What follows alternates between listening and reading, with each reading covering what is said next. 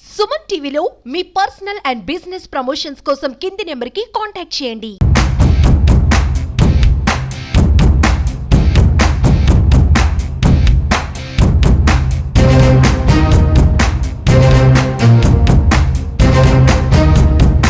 అప్పుడు ప్రయాణికులు ఎవరు లేరండి, ప్రాణ నష్టం జరగలేదు, ఎవరికి గాయాలు తగలలేదు. ఇప్పుడు దర్యాప్తు జరుగుతుంది. దర్యాప్తు జరిగిన తర్వాత ఎందుకు షార్ట్ సర్క్యూట్ కాదా అని మనకు క్లారిటీ వస్తుంది. 7:30 పొద్దున 7:30 గంటలకు ప్రమాదం జరిగింది.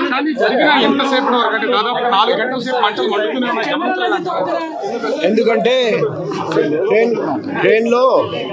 ట్రైన్లో ఇన్ఫ్లమబుల్ మెటీరియల్స్ చాలా ఉంటాయి. అందుకే మంట అదుపులో తీసుకురావడానికి టైం పడింది. కానీ ఫైర్ సర్వీసెస్ డిపార్ట్మెంట్ చాలా చాకచక్యంగా, చాలా మంచిగా వెంటనే స్పందించి అదుపులోకి తెచ్చారండి. ఇప్పుడు బాగీస్ కూడా మేము ట్రాక్ నుండి షిఫ్ట్ చేస్తున్నాం. త్వరలో నార్మల్ మూవ్మెంట్ రిజ్యూమ్ అవుతుంది. అది ఎప్పుడు రిజ్యూమ్ అవుతుంది అది రైల్వే అథారిటీస్ మీకు తెలియజేస్తారు. కారణాలు అంటే ఆగి ఉన్నదాంట్లో ఏదైనా షార్ట్ సర్క్యూట్ ఏమైనా అయ్యి ఉండొచ్చా? కొందరు ప్రయాణికులు షార్ట్ సర్క్యూట్ వల్ల జరిగిందని చెప్తున్నారండి. కానీ కారణం ఏమిటి? ఇప్పుడు కేసు రిజిస్టర్ చేయడం జరుగుతుంది, దర్యాప్తు చేయడం జరుగుతుంది, ఫోరెన్సిక్ ఎవిడెన్స్ సేకరించి పరిశీలించడం జరుగుతుంది. ఫోరెన్సిక్ నిపుణులు అభిప్రాయం ఇస్తారండి. మా క్లూస్ టీమ్ కూడా వస్తున్నారండి. ఆ ఫోరెన్సిక్ ఎవిడెన్స్ చూసి మేము ఫైనల్గా క్లియర్గా క్లారిటీతో సహా చెప్పగలం. అది ఈ ట్రైన్ ఎప్పుడు మరి స్టార్ట్ అవుతుంది అది రైల్వే అథారిటీస్ మీకు చెప్పాలి. మేము దర్యాప్తు గురించి మాత్రం చెప్పొచ్చు, అగ్ని ప్రమాదం గురించి చెప్పొచ్చు. జిఆర్పి చేస్తారండి, ఎందుకంటే ఇది జిఆర్పి పరిధిలోకి వస్తుంది.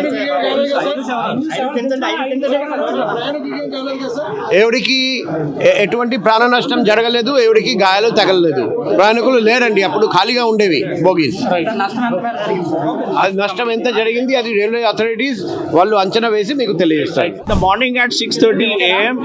the incoming train of Korba Express, it came to Visakhapatnam station at platform number 4.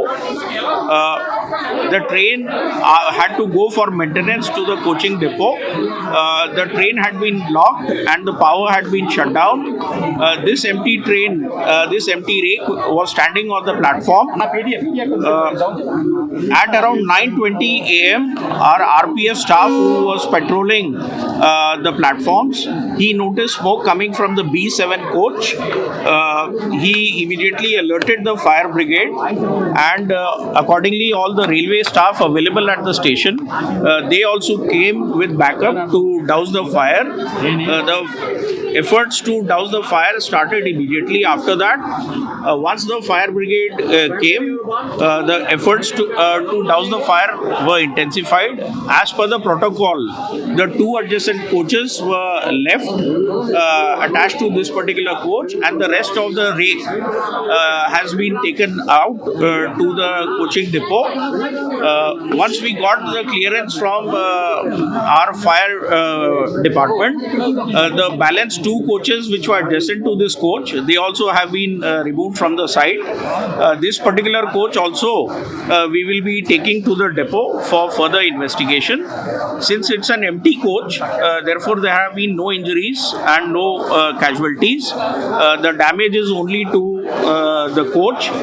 We are going to assess the damage. We are also going to investigate in detail the cause of the fire. I believe the Commissioner of Police is also coming here and he would also be having a look at it. I spoke to the district fire officer also and he has also seen the coach and done a preliminary examination of the coach.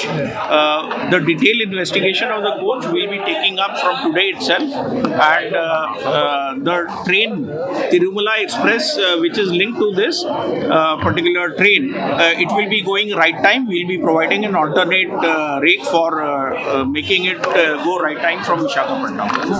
Railway ప్రమాదానికి సంబంధించి మనతో మాట్లాడడానికి assistant district fire officer Simhachalam గారు మనతో ఉన్నారు. ఆయనతో మాట్లాడారు. Sir చెప్పండి సార్, విశాఖలోని ఎప్పుడు అనివిని ఎరగని రైతులు ఇప్పుడు అగ్ని ప్రమాదం జరిగింది. ఎంతో మంది నిత్యం ప్రయాణికులు ఇక్కడ వస్తూ ఉంటారు రైల్వే స్టేషన్స్కి. ఎలా జరిగిందంటారు సార్? ఇది జనరల్గా మాకైతే అరౌండ్ 10 గంటల 3 నిమిషాలకి ఫైర్ కాల్ రావడం జరిగింది. వెంటనే ఇమీడియట్గా ఇక్కడికి 2 వెహికల్స్తో మేము వచ్చాము. వచ్చిన వెంటనే చూసేసరికి కాస్తంత కొంచెం మంటలు అవన్నీ అధికంగా B7 బోగీలో ఉన్నాయి. సో మాకేంటంటే డైరెక్ట్గా ఫైర్ వెహికల్స్ ఇక్కడికి వచ్చే అవకాశం లేకపోవడంతో బయట నుంచి మేము హోస్ అవన్నీ వేసుకొని ఇక్కడికి వచ్చేసరికి ఒక 5 నిమిషాలు అయితే పట్టింది. ఈ లోపల ఇక్కడున్న వాటర్ను ఉపయోగించి కంట్రోల్ చేయడం జరిగింది. అలాగే సుమారుగా 15 మంది మా సిబ్బంది ఇంకొక వెహికల్ మరిపాలెం నుండి కూడా తెప్పించడం జరిగింది. ఇక్కడున్న వాటర్ను కూడా యూజ్ చేసుకొని మొత్తం ఎటువంటి ప్రాణహాని కానీ లేదా ఎవరికి ఎటువంటి ఇంజురీస్ కానీ లేకుండా చేయగలిగాము. మేబీ ఇది ఏదైనా షార్ట్ సర్క్యూట్ వల్ల, ఎందుకంటే కార్బా నుండి ఆల్మోస్ట్ 7-7:30 ఏరియాలో ఇక్కడికి వచ్చి ఆ వెహికల్ పార్కింగ్ అయింది. దాని క్లీనింగ్ కోసం పంపించే ప్లాన్లో ఉన్నారంటే ఇంకా పంపించలేదు. ఈ లోపలే ఇది B7లో ఆల్మోస్ట్ టాయిలెట్స్ దగ్గర 72 సీట్ నెంబర్ వాటి ఏరియాలో స్మోక్ రావడము రాము అనే వ్యక్తి గమనించి ఇంకొక హెడ్ కానిస్టేబుల్ సుధాకర్ గారికి చెప్తే ఆయన మాకు ఇన్ఫర్మేషన్ జరిగింది. వచ్చేసరికి అయితే మంటలతో ఉంది భోగి. ఇమ్మీడియట్గా పక్క వాటికి స్ప్రెడ్ అవ్వకుండా కంట్రోల్ చేసి పబ్లిక్ని కూడా కాస్త దూరంగా ఉంచి క్లియర్ చేయడం అయితే జరిగింది.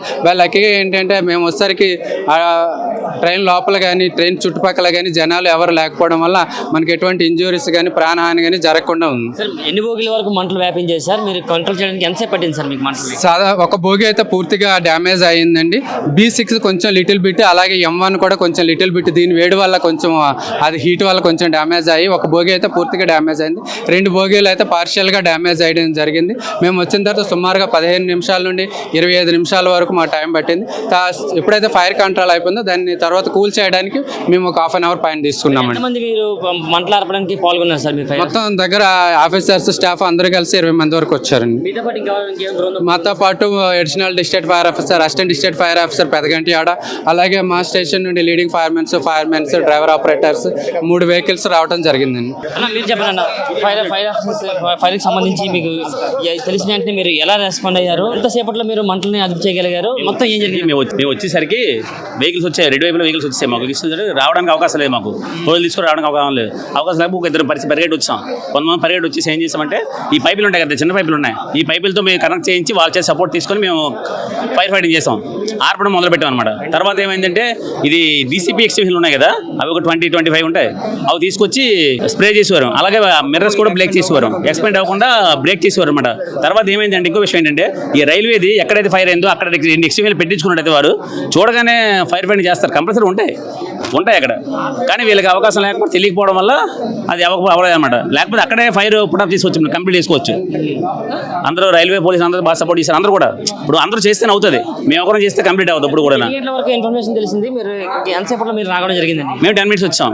10కి ఇలాగా ఫోన్ చేశారు, 10 minutes వచ్చాం. మేము 10 minutes వచ్చేసి మేము కంప్లీట్ చేసాం మ్యాక్సిమం. ఎందుకంటే ఫైర్ ఎక్కువైపోయింది, ఏసీ రూమ్స్ అవన్నీ, ఏసీ వల్ల మెటీరియల్స్ బ్లాక్ అవడం వల్ల ఏంటంటే స్మోక్ బయటకు వెళ్ళేది కాదు, హీట్ అక్కడే ప్రొడ్యూస్ అయిపోయి ఎప్పుడైనా సరే చిన్న ఫైర్ అయిందంటే ఎక్కువ ఎక్స్పెండ్ అవ్వడం కారణం ఏంటంటే అది ఒక ఏసీ, దాని చూడు ఫోమ్ మీటర్స్ అవన్నీ ఉంటాయి.